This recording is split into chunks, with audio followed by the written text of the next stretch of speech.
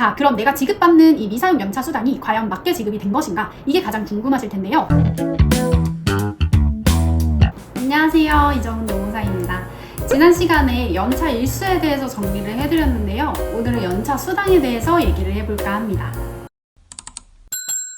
연차 수당을 알아보기 전에 연차 사용 기간에 대한 이해가 필요한데요. 연차 사용 기간은 1년 미만 근로자에게 발생한 11개의 연차에 대해서는 입사일로부터 1년까지 사용이 가능하십니다. 그러니까 2024년 3월 1일에 입사한 근로자는 이 11개의 연차에 대해서 2025년 2월 28일까지 사용이 가능하신 거죠.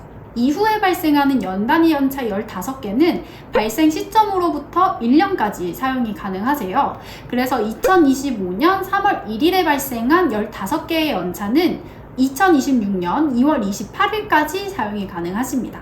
만약에 이 기간 내에 연차를 모두 다 소진하지 않으시면 연차 사용에 대한 권리는 소멸이 되지만 연차 수당 청구권이라고 해서 미사용 연차 수당을 청구하실 수 있는 권리가 발생합니다. 그래서 연차 사용 기간이 종료가 되었거나 혹은 근로자가 연차를 다 소진하기 이전에 퇴사를 하신다면 잔여 연차에 대해서는 미사용 연차 수당으로 지급을 해주셔야 합니다. 그리고 이 연차 수당 같은 경우도 임금과 마찬가지로 미지급했을 때는 임금 체불이 될 수 있기 때문에 꼭 지급을 해주셔야 하고, 사업주가 연차 수당을 미지급할 때 근로자는 노동청에 진정까지 가능하세요. 이 부분에 대해서는 소멸시효가 3년입니다.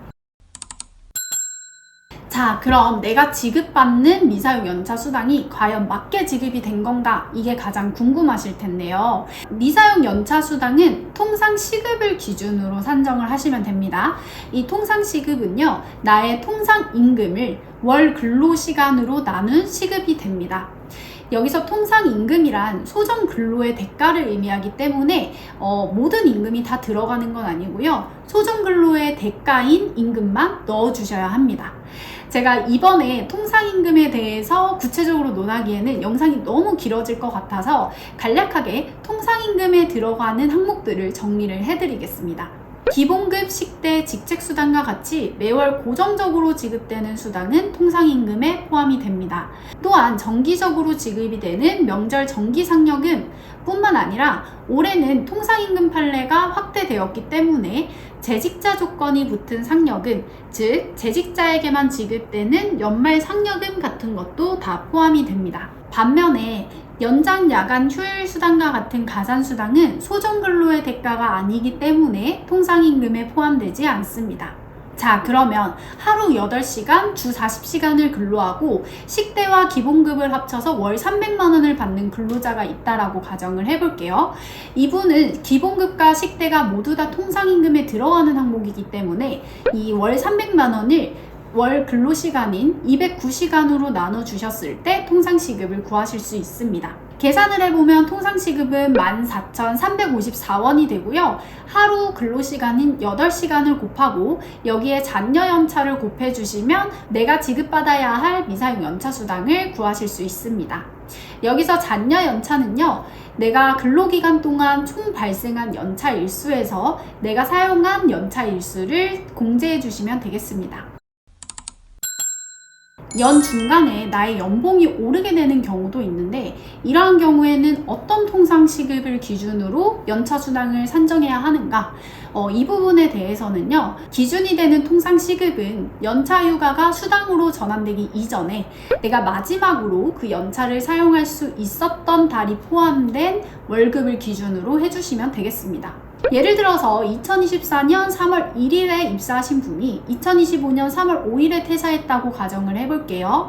이분은 지난 영상을 보셨다면 아시겠지만 총 26개의 연차가 발생을 합니다.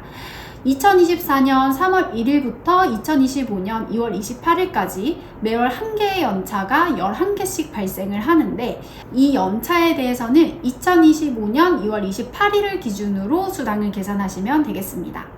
2025년 3월 1일부터 퇴사 시점까지 발생한 연차 총 15개에 대해서는 퇴사 시점으로부터 미사용 연차 수당으로 전환이 되기 때문에 마지막 근로일인 2025년 3월 5일을 기준으로 시급을 계산해 주시면 되겠습니다.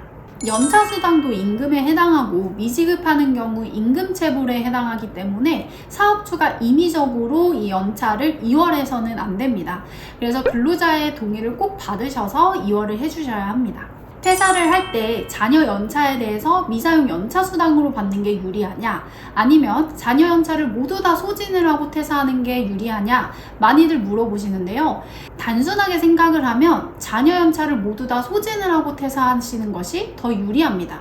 왜냐하면 미사용 연차수당으로 받으시게 되시면 앞에서 설명드린 것과 같이 나의 일일 통상임금 곱하기 잔여 연차로 수당이 계산이 되겠죠. 그런데 모두 다 소진을 하고 퇴사를 한다라고 가정을 하게 되면 월급제인 경우에는 해당 월에 재직 일수만큼 월급을 일할 계산해서 하는 것이 일반적입니다. 그러다 보니까 연차 소진일까지의 재직 일수로 월 임금을 일할 계산해서 계산을 하게 되겠죠. 그래서 주휴일까지 포함이 되기 때문에 더 많은 임금이 지급이 될 수 있습니다. 예를 들어서 내가 2025년 3월 1일에 퇴사를 하고 자녀 연차는 9개고 통상임금은 8만 원이다 라고 가정을 해볼게요. 그럼 단순하게 자녀 연차 9개 곱하기 8만 원 해서 72만 원이 미사용 연차수당으로 지급받을 수 있습니다.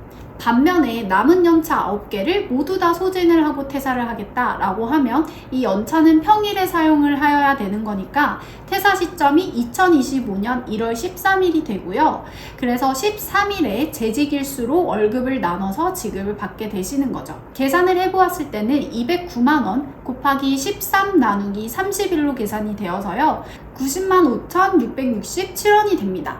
미사용 연차수당보다 한 20만 원 정도 더 큰 금액이죠. 그런데 내가 일주일간 모두 다 연차를 사용했다. 그렇다면 그 주의 주휴수당은 공제되어도 사실 법적으로 문제가 되지 않거든요. 그래서 회사 입장에서는 일주일을 모두 다 연차로 소진을 하였다면 그 주의 주휴수당은 월급에서 공제를 하셔도 무방합니다. 다만 대부분의 회사들이 이렇게 주휴수당을 모두 다 공제를 하기보다는 편의상 일할 계산을 하는 방식을 취하고 있기 때문에 일반적으로는 연차를 모두 다 소진하고 퇴사를 하시는 것이 근로자 입장에서 더 유리하실 수 있겠습니다. 오늘은 연차 수당에 대해서 정리를 해드렸고요. 다음에는 좀 더 유익한 내용으로 돌아올 테니까 구독, 좋아요 부탁드리겠습니다. 안녕. 정모의 노무사